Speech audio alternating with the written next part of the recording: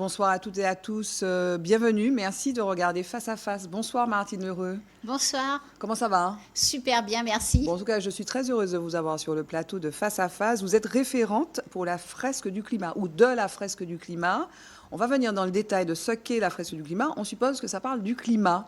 Et alors, j'ai envie de définir le climat, parce qu'il y a plein de gens qui sont un peu climato-sceptiques, qui disent, bon, la crise climatique, ça n'existe pas, mais non, c'est des racontars. C'est quoi le climat? Le climat, en fait, et tout ce qu'on appelle le dérèglement climatique, c'est basé sur les études du rapport du GIEC. Et qu'est-ce que ça nous dit, en fait? Ça nous dit que nos activités humaines utilisent au quotidien des énergies fossiles. Alors, c'est un grand mot pour dire le pétrole et le gaz. Ouais, et le charbon. Et le charbon. Et en fait, quand on les utilise, elles brûlent. Et elles émettent du CO2. Le CO2, c'est un puissant gaz à effet de serre, donc qui vient au-dessus de notre tête. Ça fait comme une sorte de couverture qui vient au-dessus de notre tête, et plus ça va, plus on en accumule. Donc plus, en fait, ça fait une couverture qui retient la chaleur. Si vous voulez, le soleil, il rayonne. Il nous envoie ses rayons. La Terre absorbe ces rayons. Une partie est réfléchie sur les surfaces blanches, et l'autre partie est absorbée par la Terre qui va rayonner à son tour. Quand elle rayonne à son tour, si ces rayons ne rencontrent pas de gaz à effet de serre, tout va bien, ils partent dans l'univers. S'ils rencontrent des gaz à effet de serre, ils vont vibrer et renvoyer cette énergie sur Terre. Parce qu'en réalité, ce que le Soleil nous envoie à travers ces rayons, c'est de l'énergie. C'est pour ça qu'on a chaud, en fait. C'est exactement, parce que cette énergie, elle reste piégée sur Terre. Et c'est pour ça qu'on a chaud, mais pas que. C'est pour ça, d'abord, que principalement, nos océans montent en température. 91% de cette énergie qui reste piégée sur Terre est absorbée par nos océans. 3% par la glace, 5% par nos sols, et seulement 1%, Barbara, vous vous rendez compte? Seulement 1%. C'est ce qui fait qu'on dit on a chaud, ça se réchauffe, les températures augmentent. Mais alors, j'ai lu qu'effectivement, les 8 dernières années sont les plus chaudes jamais observées dans l'histoire, en fait. Depuis qu'on mesure les températures, les 8 dernières années. Donc, à ceux qui disent oui, non, ça n'existe pas, c'est la réalité. Et il y a des incidences, en fait, sur le corps des gens, sur le travail, et pas seulement sur nous, enfin, voilà. Il y a énormément d'incidences. Et il y en a deux principales. Donc, d'une part, ce qu'on a dit, quand les océans augmentent en température, ils montent. Et quand la glace fond, eh bien, ça fait monter les eaux. La deuxième, c'est ce qu'on appelle la perturbation du cycle de l'eau. C'est-à-dire que les pluies ont une tendance à devenir très, très violentes. Et le soleil et la chaleur dure beaucoup plus. Et ça, c'est mécanique. C'est juste, je vous ai dit que les océans sont plus chauds, l'atmosphère est plus chaude, il y a plus d'évaporation au niveau de nos océans, notre air, il se charge plus en eau, du coup, quand la pluie tombe, elle tombe plus fort, plus drue, plus localisée. Et parallèlement à ça, comme l'eau est en cycle, on boit du pipi de dinosaure, et bien à côté de ça, les cycles de sécheresse sont plus importants. Et tous les pays, comme les nôtres et partout sur la planète, sont en train de mesurer à quel point ça devient très grave. Oui, parce qu'on peut se focaliser. Quand on dit oui, la pluie tombe plus fort, etc., on se dit oui, mais voilà, les ouragans sont de plus en plus sérieux, de plus en plus comme Irma ou Maria en 2017. Mais il n'y a pas que ça. Il y a l'érosion qui va s'accélérer, notamment pour nos communautés, enfin nos territoires insulaires, les glissements de terrain aussi, qui sont de plus en plus nombreux, non? Exactement. Il y a aussi un phénomène très important, c'est l'eau. C'est-à-dire que l'eau disponible, du coup, elle ruisselle beaucoup plus à la mer. Et du coup, il y en a moins dans nos rivières et moins dans nos nappes phréatiques. On en a moins pour vivre. Alors, on dit que les limites planétaires sont atteintes. On dit, alors on l'a inscrit d'ailleurs en bas de l'écran, ça veut dire quoi? C'est une belle transition parce que l'eau est une limite planétaire qui est dépassée. Donc, à la fois l'eau verte et l'eau bleue. Donc, il y a l'eau. Il y a 9 l'eau verte, limites. c'est quoi? L'eau disponible pour les arbres, pour le vivant. Il y a l'eau. Il y a les sols, l'artificialisation des sols. C'est par exemple quand on a une superbe forêt qu'on va raser pour faire un supermarché, c'est ça. Donc on a beaucoup trop artificialisé.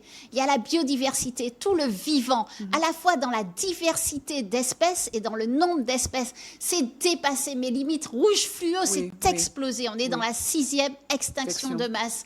Il y a les entités chimiques que l'on envoie dans le sol. Ces entités chimiques comme le chlordécone, par exemple, mais pas que, comme toutes les substances chimiques, comme le plastique aussi. Nos sols n'en peuvent plus. Et je vous dis juste un petit truc d'interaction. Quand il y a moins d'eau, Barbara, imaginez, ça, c'est la quantité de pollution admise que l'on peut rejeter de par les industriels et les agriculteurs. Ça, c'est l'eau disponible. D'accord ? Imaginons maintenant que ça, c'est toujours la quantité admise, mais que ça, c'est l'eau disponible. Vous vous rendez compte que ça marche pas, Oui. quoi. Du coup, on a des éléments beaucoup plus pollués. Et donc, il y a ça comme limite planétaire. Il y a l'acidification des océans aussi. On y est presque. Oui. Il y a le dérèglement climatique. Là, on vient d'en parler et on est dedans. Il y a la couche d'ozone. Ça, c'est la seule chose qu'on est arrivé à réduire. Exactement. Voilà. Il y a les aérosols. Oui. Les aérosols, ce sont les pollutions qu'on a dans l'air. Alors là, de manière globale, on ne l'a pas encore atteinte, mais de manière localisée et à des moments de l'année aussi précis, on la dépasse bien sûr. Et puis, il y a ce qu'on appelle des cycles biogéochimiques, c'est-à-dire l'azote et le phosphore. Oui. Donc, tout ça pour l'agriculture industrielle principalement, et l'azote qu'on remet dans le sol synthétique et que l'on ne sait pas traiter, et le phosphore que l'on va chercher beaucoup trop dans les mines pour faire, bien sûr, pousser plus vite. Et tout ça, c'est un cycle, c'est-à-dire que tout ce qu'on vient de dire là, ça fait que ça pousse moins vite. Du coup, la plupart des agriculteurs, qu'est-ce qu'ils font ? Eh bien, ils mettent des produits dans les sols, et tout ça, ça augmente, et on repart sur des cycles. Alors, ça, donc, on a dressé le tableau, voici le cadre, et vous, donc, vous êtes une militante, et vous allez vous évangéliser donc, dans les entreprises, les groupes, etc., avec la fresque du climat, qui nous fait toucher du doigt à la fois ses limites, et puis aussi peut-être notre responsabilité, en fait. C'est quoi la fresque du climat ? La fresque du climat, c'est un atelier qui permet de comprendre et de prendre conscience des causes et conséquences du dérèglement climatique, de saisir l'urgence qu'il y a derrière et derrière de déclencher l'action, de débattre des actions. Mais qu'est-ce qu'on fait maintenant ? Qu'est-ce qu'on fait face à cette situation ? Qu'est-ce qu'on fait aussi pour s'adapter ? Parce que c'est à la fois toucher du doigt le fait qu'au quotidien, on émette beaucoup, à la fois toucher du doigt que tout ce dont on vient de parler là, c'est un monde en fort déséquilibre auquel il faudra réapprendre à vivre, mais en auquel fait. on est obligé maintenant. Parce que quand il fait chaud sur un chantier, moi je vois près de chez moi les chantiers qui vont commencer à 5 h du matin parce qu'il fait moins chaud à 5 h du matin qu'un peu plus tard, non ? C'est atroce, c'est ce qu'on appelle la chaleur humide et la chaleur aussi. En fait, on est dans des conditions, on soumet notre corps humain, nos corps humains à des conditions qui sont mortelles. Qui sont potentiellement soit mortelles tout de suite, soit qui potentiellement vont créer des maladies fortes dans les années à venir. Et on doit absolument se questionner. Effectivement, Barbara, vous parliez de ça, les immenses chaleurs qu'on a traversées, les personnes, les agriculteurs qui travaillaient, les gens qui battaient le béton, etc. Ils ont eu quoi ?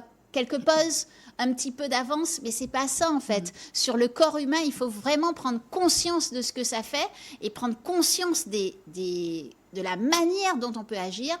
La manière dont on peut agir, c'est arrêter le travail 1 heure, 2 heures de temps, 3 heures de temps pour laisser vraiment refroidir le corps. Enfin, tout ça sont des études vraiment scientifiques dont il faut s'approprier parce qu'elles existent et les réglementations sont déjà modifiées dans certains endroits du globe. Donc nous, il faut qu'on s'en saisisse absolument. Donc vous allez aussi dans les entreprises. Mais j'ai envie de dire, pour ramener ça à notre responsabilité individuelle, en lisant le journal Le Monde, là, parce qu'on est presque parfois, on peut être un petit peu culpabilisé. Je fais attention, je trie, etc., même si ça ne suffit pas. Mais je lisais dans le journal Le Monde que 4 banques françaises ont financé Saudi Aramco, le plus gros producteur de pétrole du monde, détenu à 98% par l'État saoudien, et aussi le plus gros émetteur de CO2. Donc il y a eu du financement pour finalement continuer à produire un truc qui nous fait du mal, quoi. Quelle est ma responsabilité ? Comment moi je peux agir ? Est-ce que c'est pas déséquilibré, quoi, On a 2 choses, 2 éléments. La première, c'est que de toute façon, tous, que ce soit à un petit niveau ou à un grand niveau, il faut absolument imaginer un autre modèle de société ensemble. Donc ce n'est pas juste je fais un petit peu moins comme je faisais avant, ça ne marchera pas et de toute façon ça trouvera ses limites de par le dérèglement climatique en lui-même et on le voit déjà dans certains endroits et dans certains secteurs. Et sinon, comme je vous dis, c'est aussi se dire que ça, on est en train de le vivre. Les journées qui nous paraissent les plus chaudes là actuellement, si on continue sur une pente d'augmentation de même de 2 degrés, imaginons, eh bien ça risque d'être la moyenne de ce qu'on va vivre dans quelques années. S'imaginer comment est-ce qu'on fait pour faire tourner un monde comme ça, comment est-ce qu'on fait pour vivre comme ça. La plupart de nos coraux, je ne sais pas si vous avez mis la tête sous l'eau, la plupart de nos coraux sont morts ou sont vraiment abîmés. On ne sait pas encore s'ils sont morts parce qu'il faudra attendre pour voir s'ils y arrivent à se régénérer. Mais en tous les cas, ils sont en très mauvaise santé. 25% de la population des poissons naissent dans les coraux. Le GIEC disait pourtant, je crois que c'était la COP de Paris qui disait il faut limiter à 1,5% l'augmentation des degrés de température. Or là, la pente qu'on est en train de prendre, c'est plutôt 4 degrés, c'est ça? La pente, c'est environ entre 3 et 4 degrés, et encore. C'est-à-dire avec des incertitudes, c'est-à-dire que plus on va dans l'augmentation des degrés et plus les incertitudes augmentent. Et donc, c'est ce que les gouvernements, quand on regarde l'ensemble des lois qu'ils ont prises, c'est ce qui est en train de se dessiner. Si on regarde le CO2 qui s'accumule sur notre tête, on voit quand même que c'est encore en train de grimper très fort. En tout cas, la fresque du climat, donc c'est vraiment toucher du doigt notre impact pour changer. Et donc, vous avez des événements que vous allez organiser, notamment en décembre. Oui. Alors on se saisit de la Journée mondiale du climat du 8 décembre. Donc, on fait une conférence avec Météo France sur le climat et les conditions au travail. Donc, la corrélation entre tout ça. Cette conférence aussi a pour but de se relier au vivant. Et donc, Alfred Varas sera aussi un intervenant de cette conférence. Et le lendemain, nous avons décidé d'organiser des fresques géantes, donc des fresques ouvertes à tous les citoyens, des ateliers qui leur sont juste offerts pour en fait qu'ils puissent découvrir et s'approprier par eux-mêmes l'ensemble de ces enjeux. Ça a lieu à Fort-de-France. Ça aura lieu à Fort-de-France, exactement. Le mot de la fin, ce serait quoi, Martine? C'est important pour nous de remettre le vivant au centre. Ce qui me donne de l'espoir, actuellement, il y a une mission en France avec les scientifiques et les Indiens Kogis. Et en fait, ils sont sur un diagnostic croisé. Les scientifiques sont allés chez eux. C'est une civilisation précolombienne, donc très ancienne. Eux, ils sont venus en France et ils analysent et ils disent, en fait, ils diagnostiquent la Terre. Mais le fait que les deux mondes scientifiques se rapprochent, que l'ensemble des sciences se rapprochent et que l'on fasse appel à nos peuples premiers, à ce qu'il y a de plus ancestral chez nous, je pense que c'est ce qui nous rapprochera du vivant. Et pour moi, c'est la plus belle lueur d'espoir. Merci Martine Lereux, merci d'avoir répondu à mes questions dans Face à Face. Merci à vous de nous avoir suivis. Je vous retrouve pour un prochain Face à Face. À très bientôt. Bye bye.